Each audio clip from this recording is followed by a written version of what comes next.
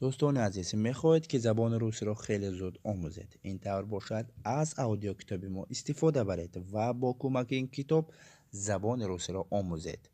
کتاب ما از گراماتیک، словарь، разговорник، دیالوگ ها با زبان تاجیکی و با زبان روسی عبارت است. کتاب برای همه تلفن می شود: اندروید، آیفون، پلانشت و حتی که در کامپیوتر نیز استفاده برده می توانید. اگر خواندن کتاب به شما معقول نباشد، اگر شما می توانید اودیوی او را گوش کرده این کتاب را پر آموزید. برای خریداری کردن این کتاب به همین نامری که در اکران معلوم است با طریق واتساپ، تلگرام، ایمو و وایبر مراجعت کنید. اگر معلومات به شما کم تری کند، سلکه که در اپیسانی آن همین ویدیو هست از همونجا شما درباره کتاب پر معلومات گرفته می توانید. السلام علیکم دوستان عزیز، خوش آمدید به کانال ما و به درس زبان روسی ما.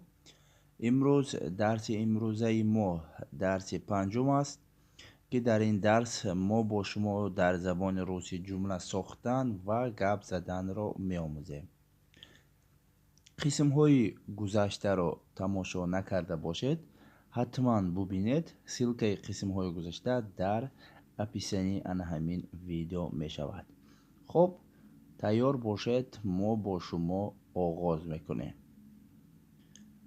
خب اولین جمله که ما باید با شما ترجمه کنیم این آن همین جمله که در اکران معلوم است. از کجا می توانم زنگ زنم؟ من حاضر این جمله را با لغت ها به شما ترجمه میکنم و بعد شما آن لغت هایی که در اکران معلوم می شود یک جای کرده جمله می سازید. خب رفتیم. откуда از کجا می شود откуда. откуда از کجا می توانم زنگ زنم. откуда می توانم توانستن ممکن می شود можно و زنگ زدن زنگ زنم می شود позвонить. позвонить откуда можно позвонить ممکن همین طور باشد. بینید خیلی آسان است. شما یک جای کرده جمله سازید و من بعد به شما جواب درست را نشان میدهم. قینه فقط حرکت کنید، جواب درست را نشان میدهم. خب به شما یک چند ثانیه وقت.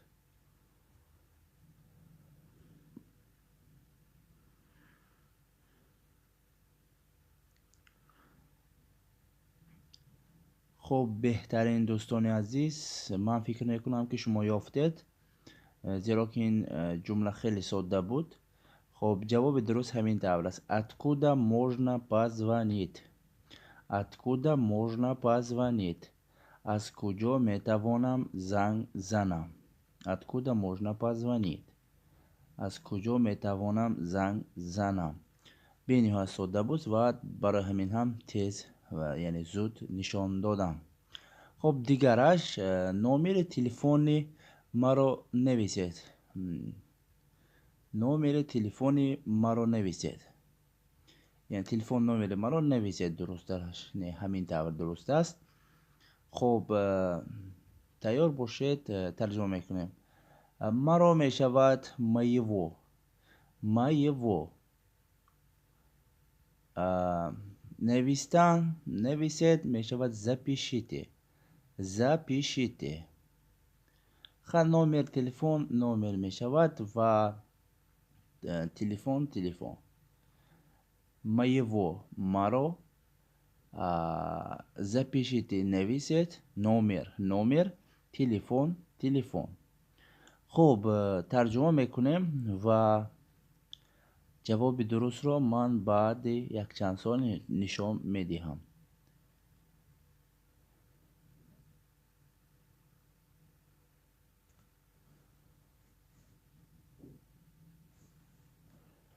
خب بهترین و جواب درست همین طور است.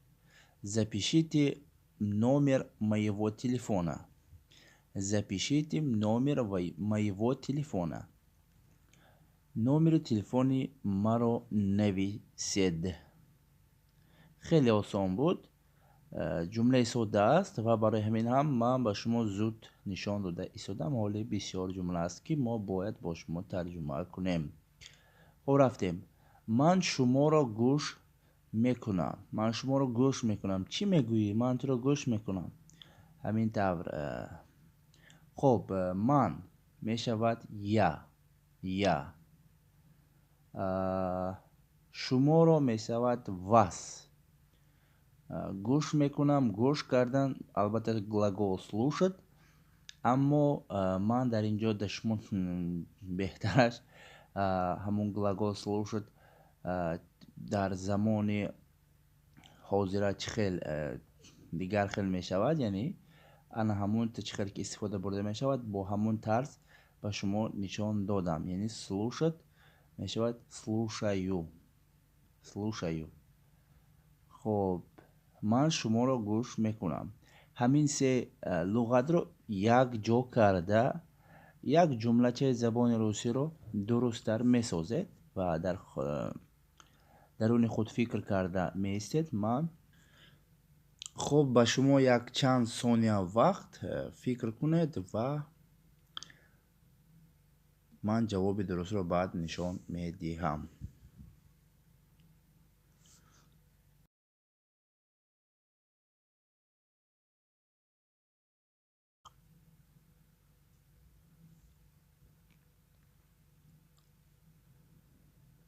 خب فکر میکنم که یافتید و بینید جواب درست چه خیلی است. Я вас слушаю. Я вас слушаю. من شما را گوش میکنم. Я вас слушаю. آسان بود، البته انچه ساده است. خب دیگرش من دیرتر زنگ میزنم. من جمله های امروزه ما زیادترش با صحبت تلفن نزدیکتر. خب من باز ترجمه میکنم. یا دیرتر میشود پوز ژ نوشته شدگی، لیکن پوز ژ نمیخونید. درستتر تلفظ کردن دیرتر با زبان روسی پوژه. خب زنگ میزنم. позвоню. من یا دیرتر پوژه زنگ میزنم. позвоню. خب این رو نیز ترجمه کردم و کوشش میکنیم. باز به شما یک چند ثانیه وقت فکر کنید و ترجمه کنید.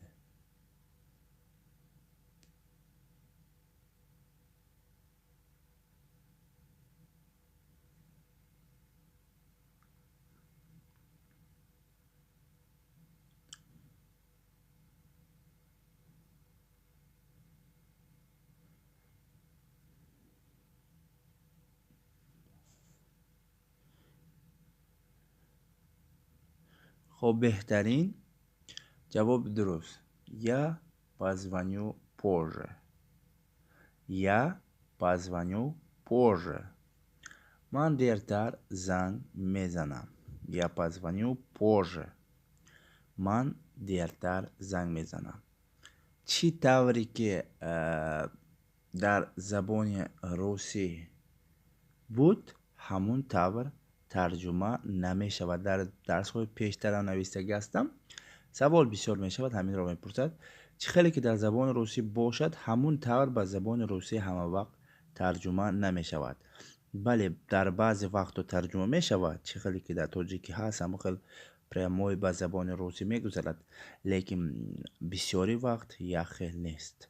یعنی جای های همون عباره ها علیش یعنی دیگر می شود. یعنی اول با آخر، آخر با اول، مابین با آخر، یا که اول آمدنش ممکن. خب وقت رو نمیگیریم، دوام میکنیم. و دیگرش از این تلفن چی طور استفاده برم. از این تلفن چی طور استفاده برم. همین رو ترجمه میکنیم. سالتا درستر است و به فکر من قین نیست. کک میشود چی طور. аз ин мешавад этим. Истифода барам, истифода бурдан, пользоваться. Телефон албатта мешавад телефон. Чӣ тавр? Как? Аз ин этим истифода барам, истифода бурдан, пользоваться. Боз ҳам осон, ягон мушкиле надорад. ана ҳамин се-чор луғатро якҷоя карда ҷумла месозем. Кани рафтем.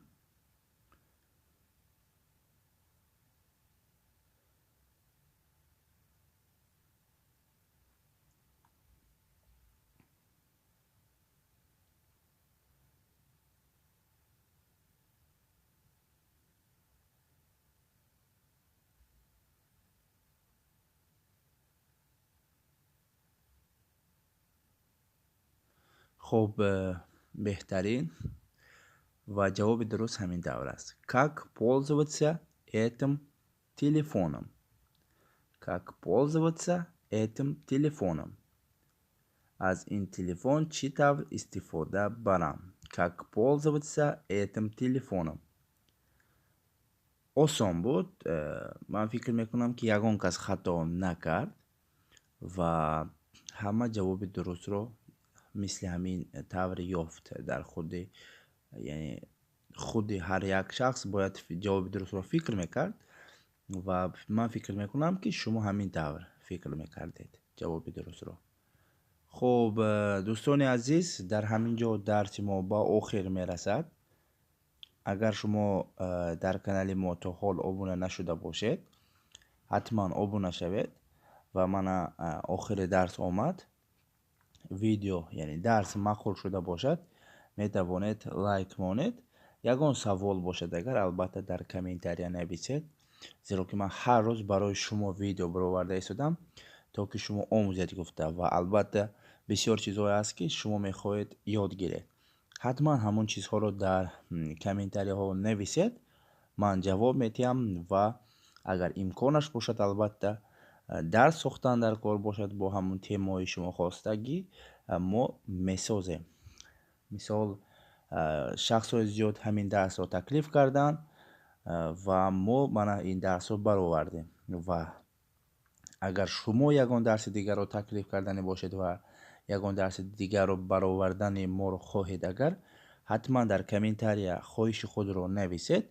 мо мехонем агар ба мо маъқул шавад, албатта маъқул мешавад, барое ки ин дарсҳо барои шумо ҳаст, мо сразу дарсро мебарорем, яъне дарси навро баъди ҳамун фикри шуморо хондан маълумот ҷаб мекунем, текст менависем ва монтаж мекунем ва ҳамаашро сохта ба шумо пешкашӣ мекунем, то ки шумо омӯзед ва саволҳои худ ҷавоб гиред. ба саволҳои шумо ҷавоб додан ва албатта аз рӯи хоҳиши шумо кор кардан ин вазифаи мо аст, зеро ки агар шумо ин чизро нахоҳед ва тамошо накунед, ба мо ягон результат ва ягон нафи видео баровардан нест ва барои ҳамин мо ҳама вақт тайёр ҳастем ки аз рӯи фикр ва хоҳишҳои шумо кор кунем. шумо ҳастед, мо ҳастем. хуб, ташаккури зиёд ки то охири видео бо мо будед ва дарсро то охир тамошо кардед. хайр, то боздид.